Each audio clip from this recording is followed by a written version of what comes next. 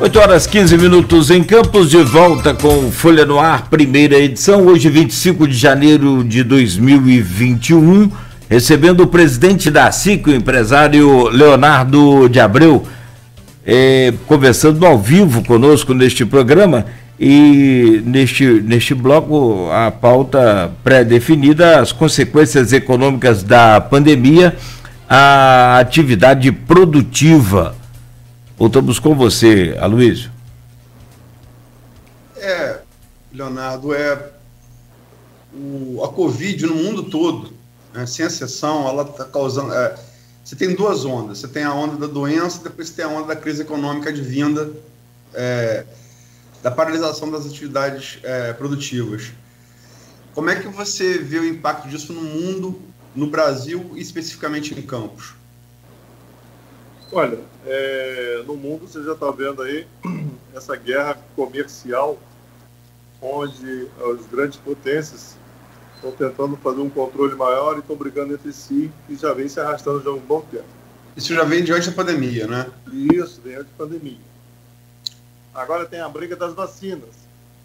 Qual que é melhor, qual é mais eficiente, e também uma briga comercial entre os laboratórios que estão fabricando a vacina dentro da pandemia. No Brasil, infelizmente, eles colocaram essa questão da vacina uma questão política. Não uma questão só de saúde, mas também uma questão política. Então, como vai distribuir, o tempo vai chegar, qual o laboratório que vai fornecer. Então, nós que estamos lá no final da ponta, sofremos isso. A população sofre isso. Essa manipulação vem prejudicar mais ainda todo um processo. Vamos falar de Campos. Campos vem sofrendo e muito, acabou de você falar aí, o rapaz comentou, sobre a queda dos royalties. Na época onde tinha uma receita muito maior dos royalties, logicamente a gente tinha que ter uma saúde de primeira linha. Campos, em termos de saúde, em termos de educação, deveria ser a cidade modelo, pelo menos do estado do Rio de Janeiro. Pelo menos do estado do Rio de Janeiro. O número de escolas que tem nessa cidade, o número de hospitais que tem nessa cidade, teria que ser exemplo dentro do estado do Rio de Janeiro. Mas sofremos também, dentro dos últimos anos, essa briga política.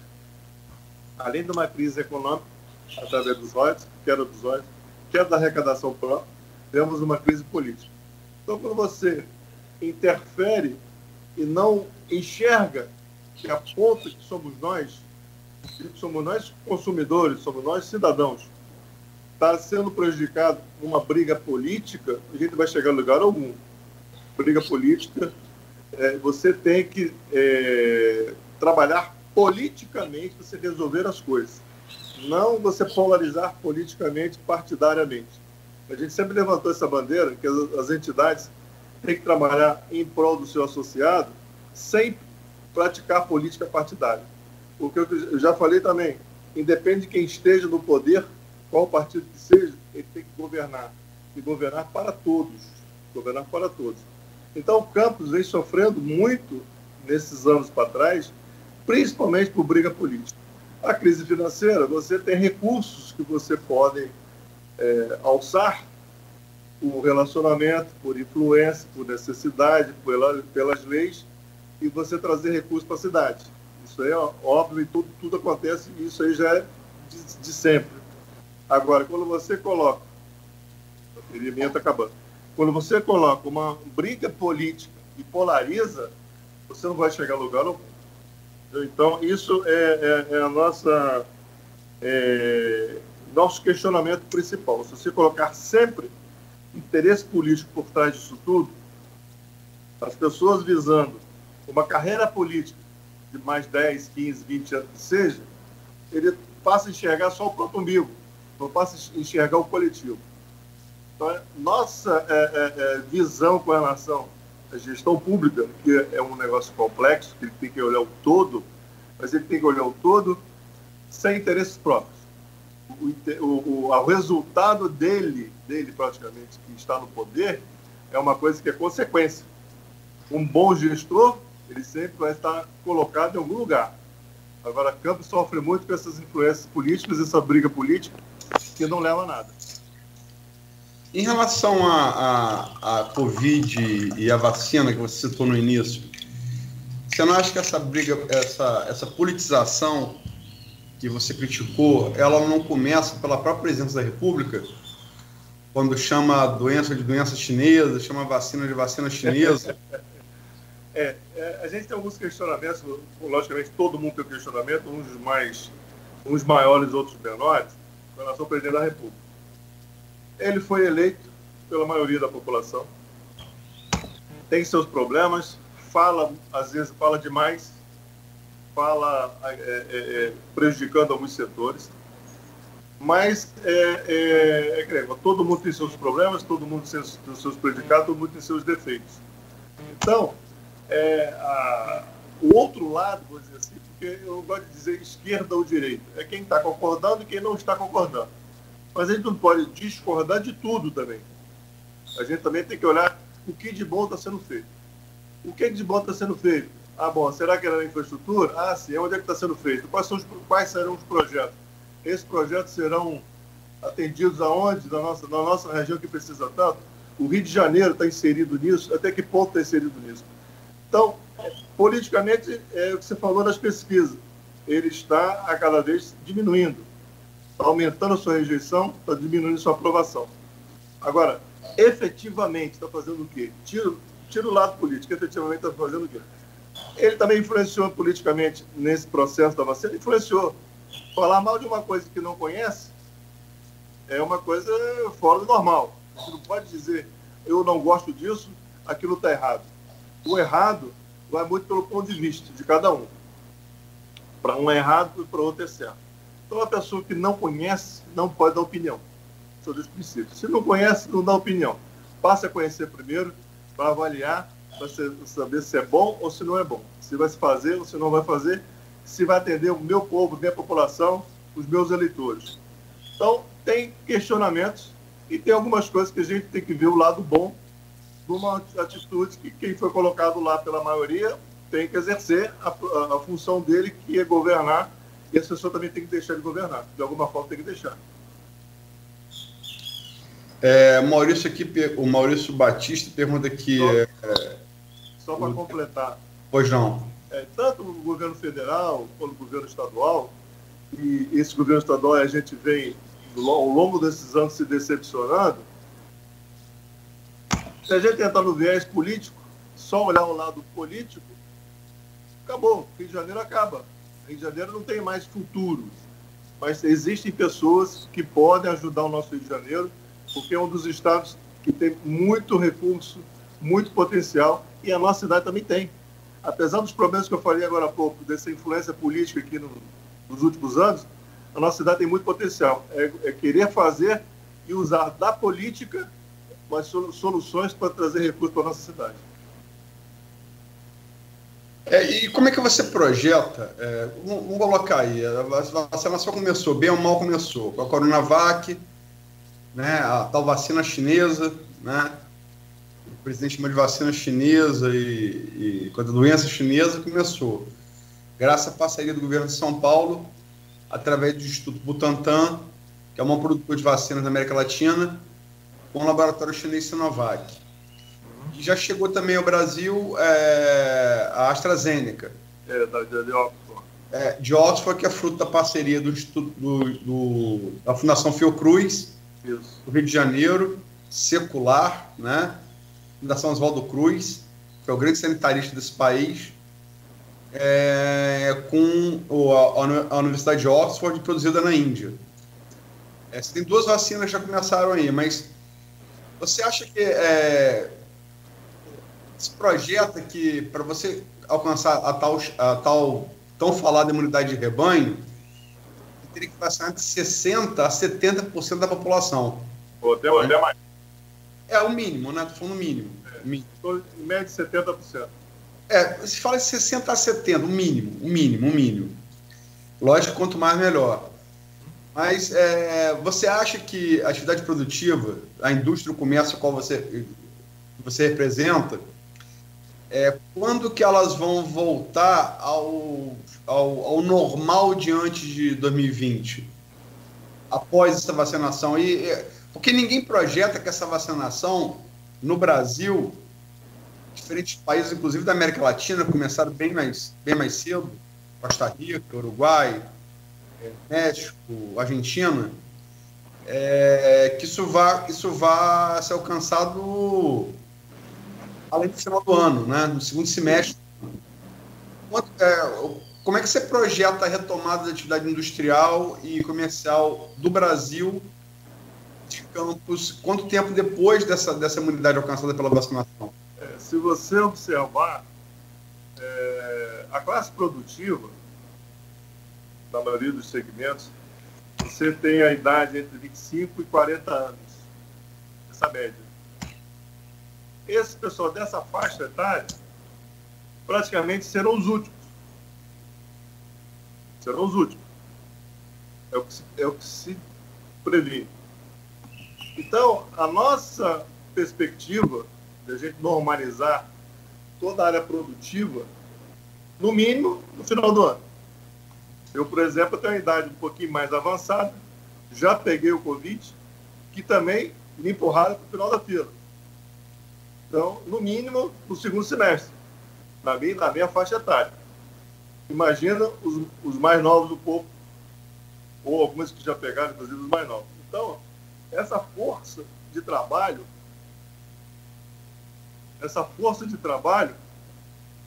praticamente serão os últimos. E aí, esse ano de 2021, a gente não vai atingir o esperado, que a gente gostaria que atingisse pelo menos um aspecto econômico de produção e produção antes da pandemia. Finalzinho de 19, entrada em 20. E foi um período que estava todos os segmentos praticamente estavam com a perspectiva de alavancar no início de 2020. Se a gente conseguir, no final deste ano, atingir o patamar que a gente conseguiu iniciar em 2020, aí sim, o negócio em 2022, os resultados virão. Então, você acha que os resultados para a atividade comercial só começam a vir mesmo em 2022, né? Eu falo em relação a uma normalização, né? Sim. Normalização até o final do ano.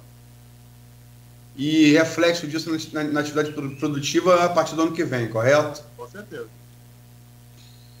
Se fala muito em novo normal. Quando isso tudo passar, em relação à atividade que você representa, industrial, comercial, como é que você acha que vai ser esse novo normal?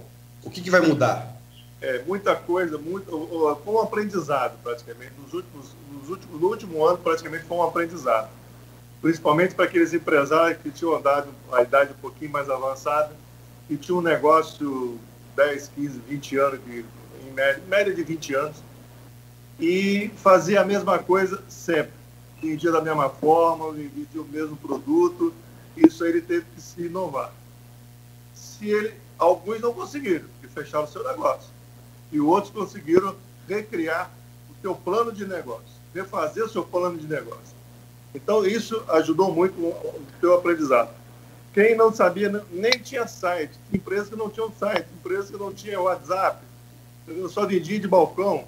Então, eles tiveram que se enquadrar neste novo normal. As pessoas passaram a comprar pela internet, comprar pelo WhatsApp, e assim sucessivamente as pessoas se recriaram, se reinventaram no seu negócio e não vão retroceder.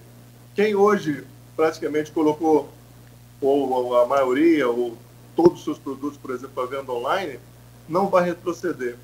Infelizmente, tem vários segmentos, alguns segmentos da cidade, que estão preferindo vender online do que loja física, infelizmente. Então, aí desemprega. Mas esse novo normal lá na frente vai ser realmente uma nova realidade para a maioria dos empresários. Tem gente, por exemplo, que só tinha site. Agora tem Instagram, tem WhatsApp, tem Facebook e tem todos os canais possíveis para melhorar a sua venda. Melhorou seu portfólio, melhorou, apesar de alguns momentos de lockdown, também melhorou seu ponto de venda, melhorou seu sistema de atendimento. Então, isso aí foi benéfico. Por um lado, foi benéfico. as pessoas saíram da inércia, venceram a sua inércia, saíram da cadeira para andar, para poder realmente o teu negócio não morrer. Muitos não conseguiram, infelizmente, mas era questão até do próprio segmento dele que foi mais prejudicado. Mas a grande maioria tem que se mexer. Quem era profissional liberal, por exemplo, não tinha serviço, foi fazer comida, foi fazer doce, foi fazer bolsa, várias atividades que ele nunca imaginava que deveria fazer por questão de sobrevivência. E não retorna para a atividade anterior. Isso é uma coisa que realmente vai ser realidade. Vai continuar naquilo fazendo, infelizmente, alguns informalmente. Esse é o problema. Então, o gestor público tem que incentivar para que as pessoas se oficializem, pelo menos se tornem um MEI. Esses que estão em casa, por exemplo, fazendo docinho e entregando pelo aplicativo de entrega, eles têm que se enquadrar, por exemplo, num sistema onde beneficia também a arrecadação. A prefeitura precisa disso. Então, tem que ter uma campanha de beneficiar essas pessoas que trocaram de atividade e estão aí na obscuridade, né, praticamente. São 8h31. O último bloco, a gente vai começar sobre a crise financeira de Campos. Só comentar aqui, o Marcelo de Carvalho, é um assunto ainda do bloco anterior. Lá do primeiro bloco, do comentários. Marcelo de Carvalho Nogueira. Cara, Luiz, o MBL é de esquerda sim, isso está claro em toda a mídia nacional. Marcelo de Carvalho Nogueira chamar MBL de esquerda é como chamar, vamos lá, Delfim Neto, que foi o grande nome da economia no regime militar, responsável pelo milagre econômico brasileiro, o qual você tem aí conquistas, a hidrelétrica de Itaipu, a Ponte Rio-Niterói, você tem obras aí que ficaram como sinal daqueles tempos em que o regime militar surfou uma onda econômica positiva. Delfim, logo no começo do governo Jair Bolsonaro, escreveu um artigo na Folha de São Paulo chamando a direita bolsonarista de direita incultural. É como ele define essa direita. E eu acho que chamar MBL, que é liberal, claramente liberal, de esquerda, é como chamar Delfim Neto de esquerda. Não é porque a pessoa se opõe ao governo do Bolsonaro e pede o impeachment do presidente, a pessoa passa a ser de esquerda. E a novidade é essa, tem gente de direita chamando... O monopólio da direita não é de Bolsonaro. Né?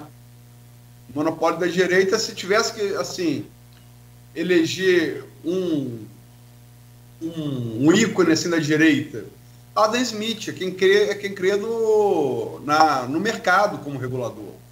É quem cria um sistema capitalista que, inegavelmente, é o vencedor. Na Guerra Fria, com o final da União Soviética e depois do bloco todo, a queda do Muro de Berlim. E quem responde aqui é a Fernanda Pereato. MBL de esquerda? Quá. Então, acho que a resposta é essa daí. Mas vamos partir para o último bloco? Vamos sim, são 8h33. Leonardo, está com a tela e o microfone fechado. Ele põe, por gentileza. Só sobre essa crise ainda, Luiz, para a gente não atrasar o programa aí, o presidente também tem uma reunião, naturalmente você vai falar sobre isso daqui a pouco. Houve uma tentativa, ou pelo menos houve uma ação do governo, até onde eu acompanhei, a coisa não funcionou, de socorro às empresas, no que diz respeito à parte financeira do governo federal, em apoio a essas empresas. Como é que ficou esse projeto? O que deu? Não houve sucesso? As empresas não conseguiam ter acesso a esses empréstimos, né, do governo federal? Como é que foi essa parte, presidente? Você está falando sobre o Pronamp? Pode ser, tem inclusive... O grande problema é o seguinte, a crise vem se arrastando um bom tempo. Várias empresas com problemas de restrição. Então você fica naquele dilema. A empresa precisa de dinheiro para colocar suas contas em dia. Só que aquelas contas não estão em dia, ele está em restrição. Se ele está em restrição, ele não consegue dinheiro. Não consegue crédito.